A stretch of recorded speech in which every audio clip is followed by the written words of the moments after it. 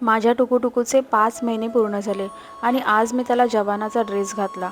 त्याच्या छातीवर ठेवलेली ही छोटीशी चिठ्ठी, वर लिहिलंय मेरी माँ. आणि मला जाणवलं कुठल्या तरी आईचा मुलगाही एकदा असाच 5 महिन्यांचा होता. आज तो सरहद्दीवर उभा आहे. त्याच्या आईनेही त्याला असंच कडेवर घेतलं असेल ना.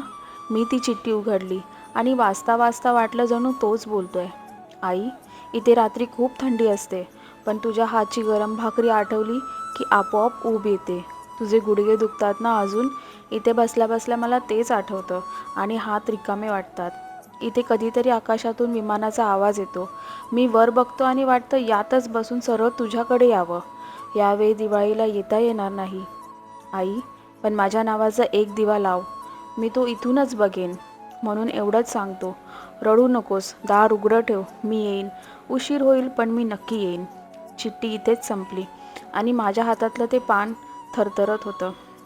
मी टुकूटुकूला घट्ट मिठी मारली, कारण त्या आईची वाट बघणं आजही संपलेलं नाही. मग आम्ही केक कापला. सगळे आनंदी होते. आज तुम्ही घरी असाल तर आईला एकदा मिठी मारा आणि विचारा तू जेवलीस का. आणि व्हिडिओ आवडली असेल तर चॅनलला नक्की फॉलो करा. Okay, bye.